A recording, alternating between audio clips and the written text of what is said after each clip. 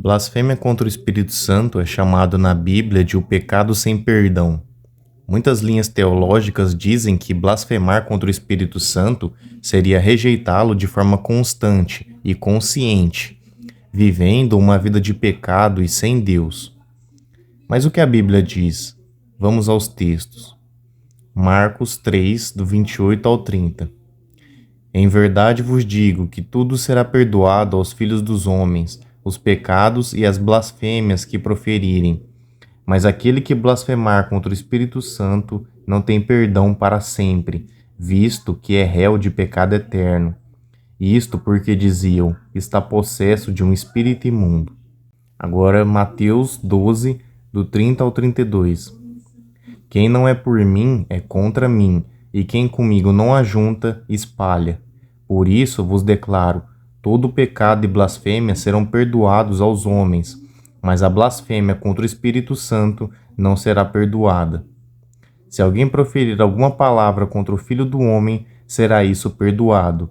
Mas, se alguém falar contra o Espírito Santo, não lhe será isso perdoado, nem neste mundo, nem no porvir.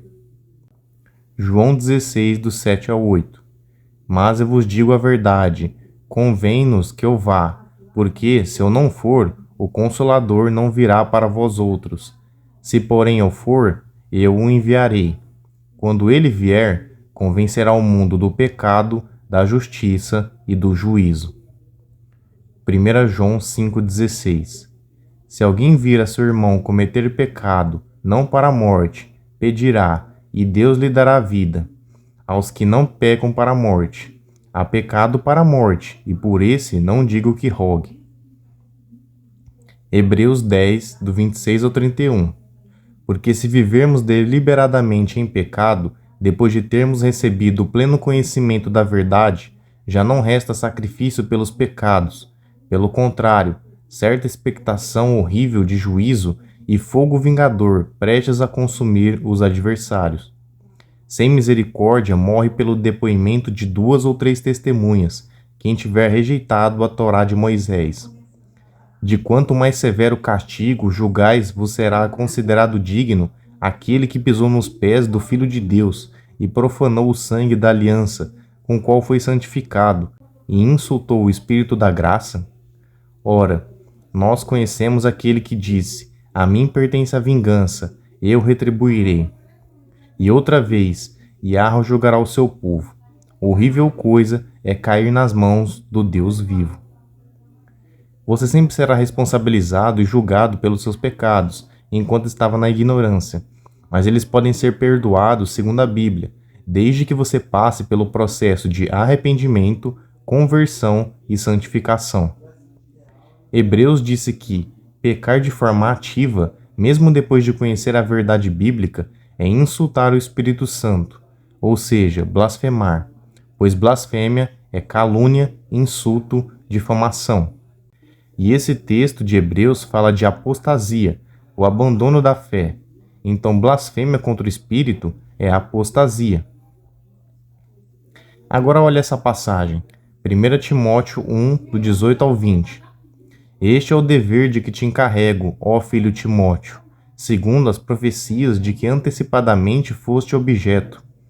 Combate, firmado nelas, o bom combate, mantendo fé e boa consciência. Porquanto alguns, tendo rejeitado a boa consciência, vieram a naufragar na fé. E dentre esses se contam Himeneu e Alexandre, os quais entreguei a Satanás, para serem castigados, a fim de não mais blasfemarem. Abandono da fé e blasfêmia no mesmo contexto. A passagem não fala como Alexandre e Himeneu blasfemavam, mas eles conheceram a verdade, porém apostataram e viraram inimigos do apóstolo Paulo, e Paulo era guiado pelo Espírito Santo. Se a obra do Espírito é convencer o homem do pecado, da justiça e do juízo, e se alguém sabe disso e rejeita, ele rejeita as obras do Espírito. Voltar a pecar continuamente, incentivando outras pessoas a fazerem o mesmo e atrapalhando o Evangelho como possivelmente Himeneu e Alexandre faziam, é trabalhar contra o Espírito, é pecar contra Deus, é blasfêmia. Por isso, João diz para não orar para quem comete esse pecado, pois ela recebeu o Evangelho. Ela já sabe a verdade, mas não se arrependeu. Abandonou a fé. Não há mais nada a fazer. Se ela recusou o Espírito Santo, que é o selo da salvação, nada mais pode salvá-la, pois blasfemando contra o Espírito, ela está deliberadamente negando a Deus. Mesmo um convertido no caminho da fé não é imune ao pecado.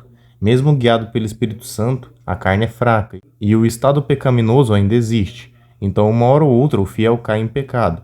Mas cair em pecado é diferente de permanecer no pecado. Um irmão que cai em pecado se arrepende, ora e pede perdão.